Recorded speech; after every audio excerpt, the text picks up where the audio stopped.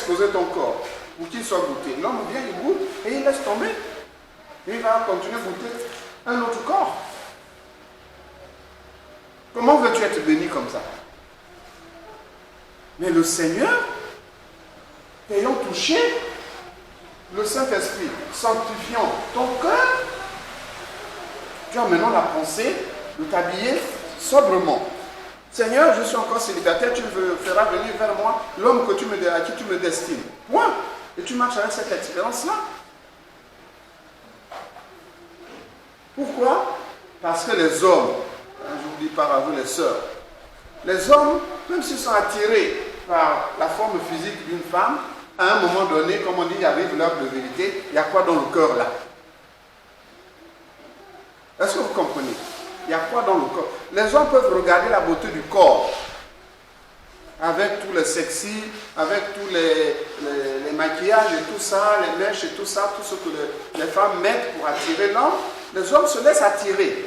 Mais même le plus païen des hommes finira toujours pour dire, bon, en dessous là, il y a quoi? Si en dessous, il n'y a rien, l'homme continue son chemin. Est-ce que vous comprenez? Mais quand l'homme voit qu'il y a de la valeur dans ce cœur-là, c'est là qu'il reste. C'est là qu'il reste. Mais la vraie valeur vient du Seigneur en nous. Ça vient du Seigneur. La vraie valeur. La femme vertueuse, qui a plus de valeur que les perles. Proverbe 31, tout le chapitre. Par ses portes, ses œuvres, la loue. Ses œuvres, que ses œuvres la louent à ses portes, à sa porte. Mais les démons, Satan est venu dire, convaincre le cœur des hommes que ta beauté te loue, que ton corps te loue. Oui, les hommes viennent louer ton corps, après ils s'en vont. Vous comprenez? Mais quand les œuvres te louent, c'est différent. L'homme qui a trouvé sa perle rare ne va pas permettre à cette perle-là de s'en aller. Il la garde précieusement. Même les païens ne pensent pas différemment. Même s'ils n'ont pas la crainte de Dieu, mais ils cherchent quand même la paix pour vivre sereinement avec leur femme. Ou trouver une femme avec qui ils peuvent mener une vie tranquille. Donc le Seigneur nous dit que quand le Saint-Esprit viendra, il va véhiculer en nous une nouvelle vie qui nous permettra de nous différencier des autres, des païens ou des chrétiens qu'on appelle les supporters de Jésus-Christ. Il y a une distinction que le Saint-Esprit opère systématiquement si vous vous intéressez et vous attachez à la parole de Dieu. Continuez la lecture. Verset 12. J'ai encore beaucoup de choses à vous dire, mais vous ne pouvez les supporter maintenant. Quand le consolateur sera venu, l'Esprit de vérité, il vous conduira dans toute la vérité, car il ne parlera pas de lui-même, mais il dira tout ce qu'il aura entendu et il vous annoncera les choses à venir. Donc le Seigneur nous dit ceci. Vous avez entendu la parole de Dieu de ma bouche? Oui. Mais plus vous l'entendrez, plus vous grandirez. Et on ne donne pas à un bébé un morceau de viande. On lui donne du lait. Et quand il a 2 ans, on lui donne des bouillies, des choses très tendres. On ne lui donne pas le poisson avec les arêtes. Et quand il a 10 ans, vous pouvez lui donner le poisson, mais avec un peu d'arêtes, pas beaucoup, parce qu'il n'est pas encore suffisamment adroit pour les enlever. Et quand il aura 20-25 ans, il peut manger le poisson. De la même manière, le Saint-Esprit nous enseigne selon notre âge spirituel. Selon notre âge spirituel. Vous voyez, ce que nous annoncions il y a 1 an, ce n'est plus exactement ce que nous annoncions maintenant, ça a un peu augmenté. prochaine, il ne faut pas qu'on vous enseigne encore les choses du même niveau que cette année. Il faut que nous passions peut-être au C2 ou au CM1. Ou peut-être que nous soyons déjà au collège. Donc le Seigneur nous enseigne graduellement. Même le Saint-Esprit, quand il nous enseigne, il ne nous donne pas tout de suite. Il nous donne toujours par rapport à ce que nous pouvons recevoir. Maintenant, il y en a qui restent sans grandir spirituellement, des nains spirituels, mais ceux-là, le Seigneur va continuer à leur dire la même chose, jusqu'à ce qu'ils grandissent. Si quelqu'un passe toute sa vie à redoubler le CP1, qui lui enseignera les choses du CP2? Personne. Il en est ainsi aussi au milieu des enfants de Dieu. Chacun reçoit selon son âge spirituel.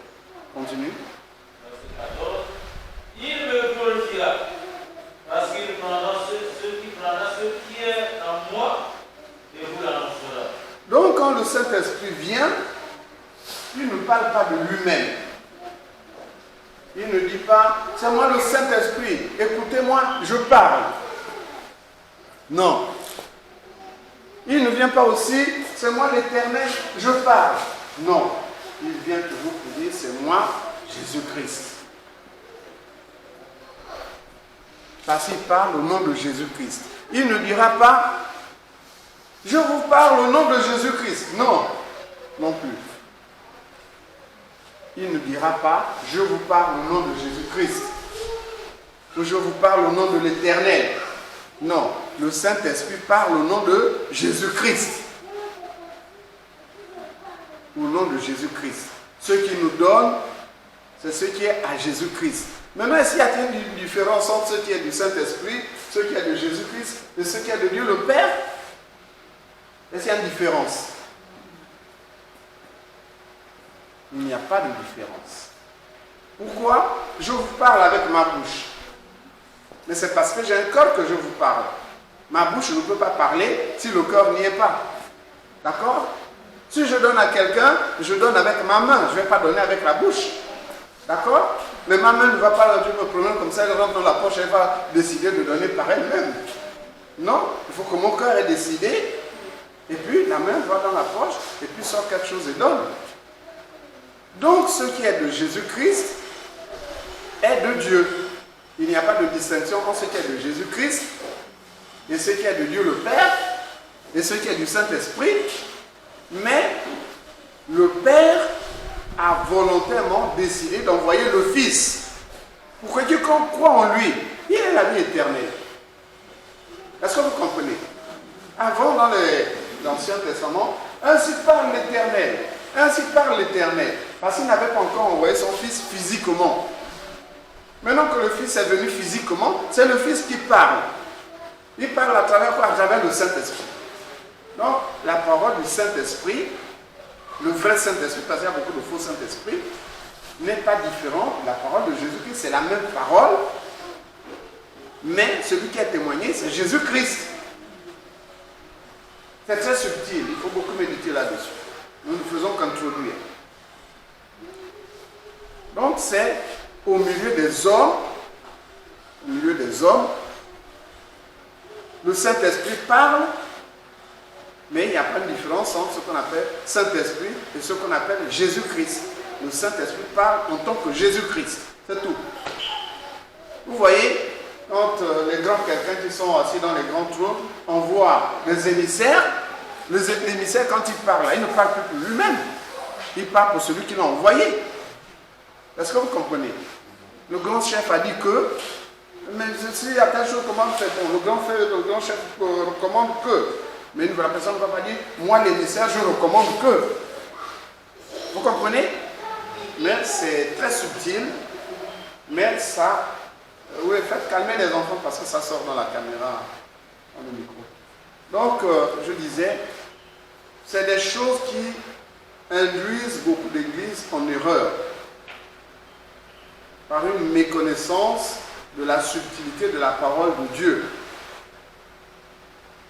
Mais le Seigneur nous donnera la grâce d'approfondir petit à petit ces choses-là pour que nous soyons de mieux en mieux édifiés. Continue la lecture. Verset 15. Tout ce que le Père a est à moi. Voilà. ce que le Père a est à moi. C'est-à-dire qu'il n'y a pas une chose qui est de Dieu qui n'est pas Jésus-Christ. Il n'y en a pas. Tout au moins à destination de nous les hommes, au moins. Il n'y a pas une distinction entre ce qui est de Dieu le Père et ce qui est du Fils. Non. Dieu nous donne tout par son Fils. Point. Oui? C'est pourquoi j'ai dit qu'il prend de ce qui est à moi et qu'il vous l'annoncera. Voilà. Donc ce qui est au Père et au Fils, et le Fils permet au Saint-Esprit maintenant de venir nous le distribuer.